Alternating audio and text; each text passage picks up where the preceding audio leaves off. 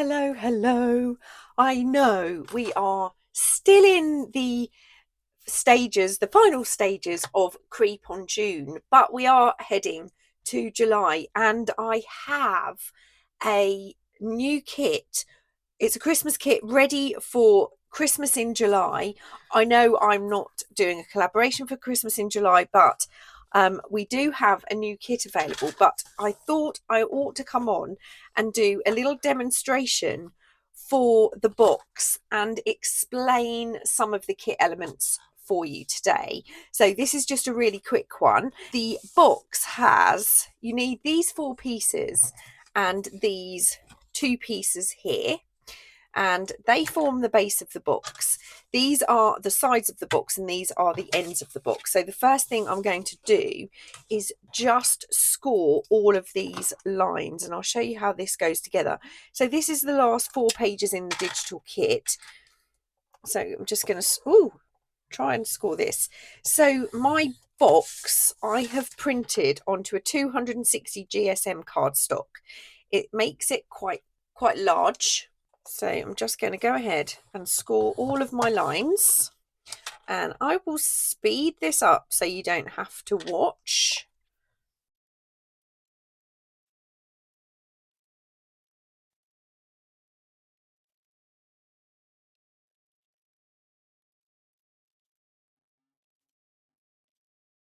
And I'm just going to enforce all of these folds like this. So we've had a bit of an eventful few weeks as usual. My little granddaughter Frankie has her new baby brother, so we have a new grandson. He doesn't yet have a name. He is nearly 2 weeks old, but with generally how things go in our family, we have something good happen followed by something not so great. So the poor baby did spend a little bit of time in hospital after he was released home. So we had a little bit of worry over that. He is now home and all is good.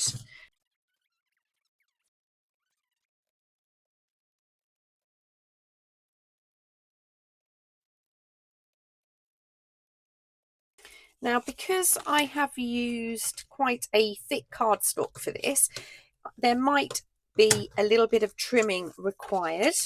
And I'm going to start with one of the base pieces because one is for the outside, one is for the inside. And because the inside one is on the inside, like I said, it might need a little bit of trimming along with some of these edges. Right, so I'm going to take my glue. I'm going to start with one of the side pieces. So I'm going to add my glue here, and it's quite important that we make sure we get fairly close to this piece here,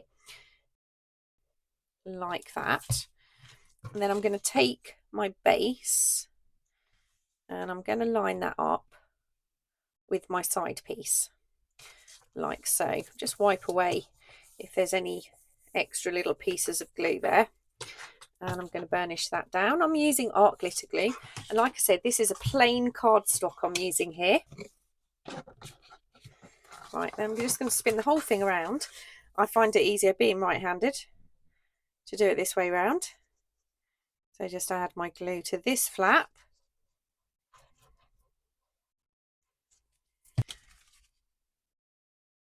And add this piece. Now, the box is bigger than you need for the amount of tags that come with the kit, but if you are making extra clusters, if you print things twice, you will have plenty of space.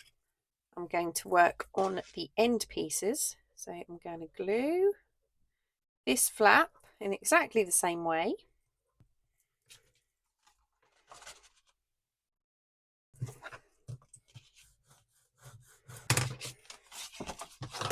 And then I'm going to add my last side.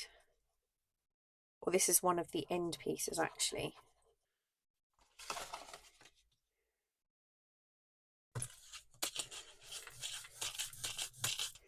Okay, so we now have our piece like this.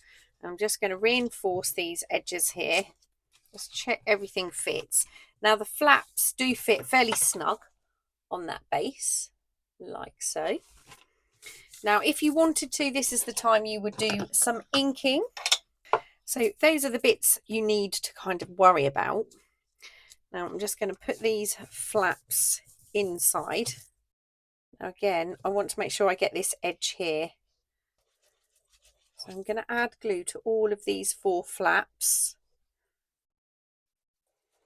You have to work reasonably quickly once you've got your glue on, especially if you're using art glitter glue, because it does dry fairly quickly. But this is a very easy box to put together. Right, so I'm going to start by lifting up one of my edges. I want to get this edge nice and flush. Glue that into place, and the same on the other side. Nice flush edge. I'm just going to give that a quick burnish down. Now I'm going to do the same to the other sides. Nice neat edge.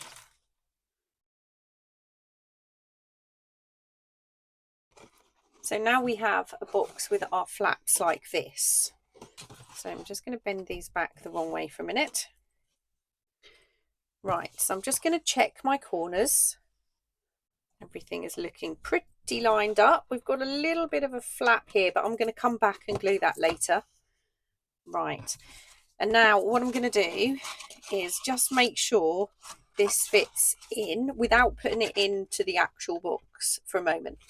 So I'm just going to glue all the way around here. A little bit of glue in the middle, and then I'm going to put that into my box and burnish that down. What I'm going to do is put each flap down just to make sure it's going to fit. If I feel like it's going to be a little bit too tight, that's when I would just trim a tiny bit off wherever it feels like it's sticking. It seems like this side has gone quite well, so I'm just going to burnish that. Then I'm going to come and do the opposite side.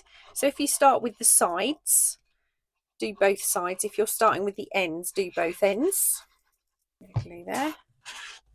And I didn't actually check that was going to fit. Luckily, it seems to fit okay. So nothing was needed trimming there. So that's that side done. Now I'm going to put these down, and I can feel they're getting a little bit stuck at the bottom there. My scissors, and I'm just going to take the tiniest amount off here.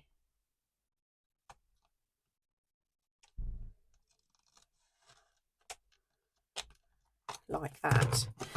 And I'm going to do the same the other side.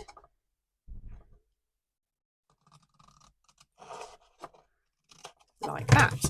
Now I'm just going to, yeah, I can feel that's going in there a lot better now.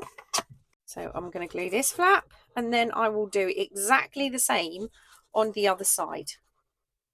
So here is our box. Ink up those edges. Actually, let's go for the darker one. So I'm just going to ink around the edges.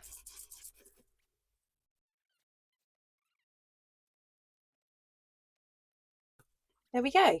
Now, if you wanted to add a little drawer front onto here, you could always do that before you pop your flap down. And because I've used a cardstock, it's actually pretty sturdy. It's not a bad box. So there are several elements with this kit. There are loads of labels, there are some fussy cuts, there are some stamps. I have some vintage ephemera. I've made some little shapes. There are a few photographs, some tiny little pieces. All of this can be used to make clusters, can be used to decorate your tags.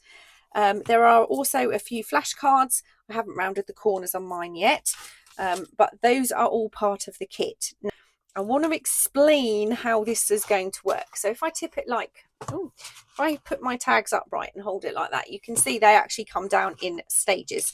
There are 5 different sizes. So if I start from the back, what you will see is there are 3 double-sided tags. They're your base tags, like so. Then there are 3 different patterned single-sided tags. These are very slightly smaller. These are your insert tags. And then there are 3 pockets. So, for example, if you printed everything out twice, you would be able to have different combinations. So you could have this like this, and then you could have like that. There are different ways of putting these base tags together. So basically you would take your base tags, take your pocket, glue the pocket on. It's got little flaps. You would glue the pocket on. You could decorate your pocket like so. Then you could back your base tag or leave it for writing. And then you could also decorate your tag, and then this tag would go into that pocket. Okay, so you could have hundreds of combinations and possibilities for how to put these together. That's how it's designed to put together. So you've got this size. This is the largest size. So you've got the back tags, the insert tags, and the pockets. And like I said, this is perfect for just storing all your elements before you make them.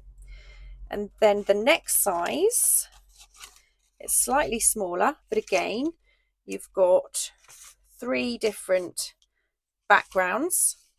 And the pockets are also very slightly shorter. So you've got your 3 pockets, and then you've got your 3 insert tags. And again, there is lots of ephemera that's going to fit on all of these pieces. Okay, so they can go together as you wish.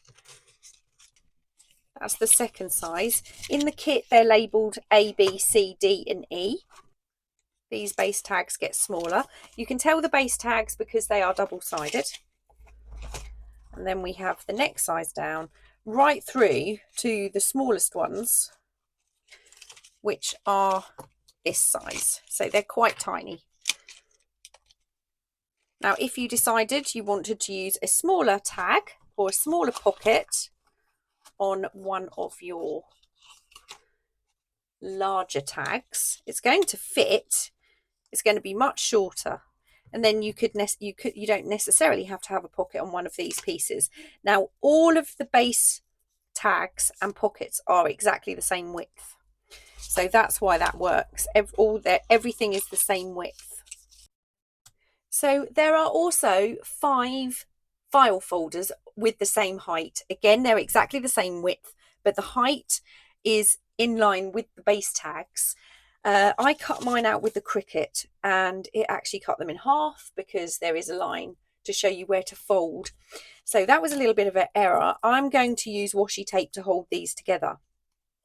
So the small tab on the file folders are at the front. If you turn it over to the back, all of the pockets will also fit on the back of that file folder or on the inside of the file folder if you wanted to. So again, if you're printing things twice, you can have extra pockets to use on the file folders. So again, 5 file folders that are the same height as the tags. And obviously all of these elements again could be used to decorate them. And then there are also a few of these, I think there's 4 little pockets like this and tags that will slide in. So there are 4 pockets and 4 tags, and you can have these any way round you like. But again, you could always, these are perfect to decorate with either the fussy cuts or the little elements or the labels. Not everything is going to fit onto everything. Some of the elements are bigger or smaller than others.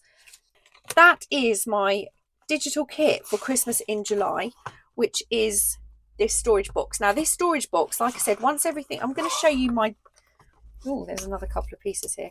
I'm going to show you my demo.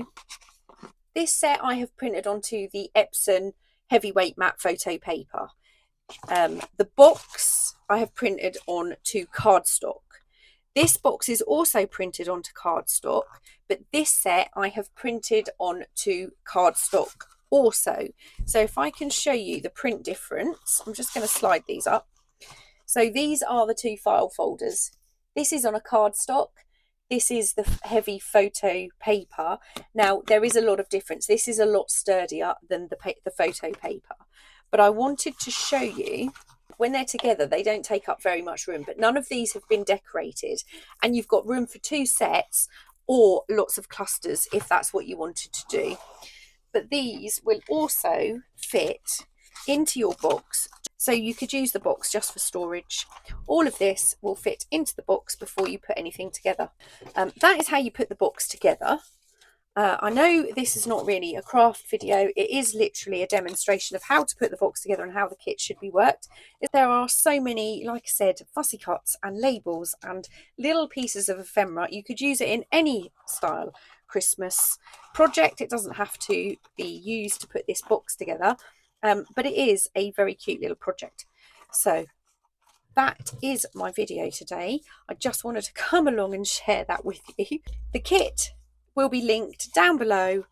That's it. I hope you like the little kit. I hope you like the books and the project, and you can see the possibilities of putting this together. I will see you really soon, and I'm really sorry that I haven't been back to do another Creep on June video, but they have been absolutely fantastic. I've been blown away. I thought the kit was really small and there wasn't going to be too much that could be done with it this year, because obviously last year's kit was huge, but I've just been blown away. So thank you to everyone who has taken part. I'm watching as many videos as I can. I was absent for a few days, which is when my grandson was in hospital, so I do apologise for that, but we had lots of family things going on. I will see you really soon. Take care. Bye.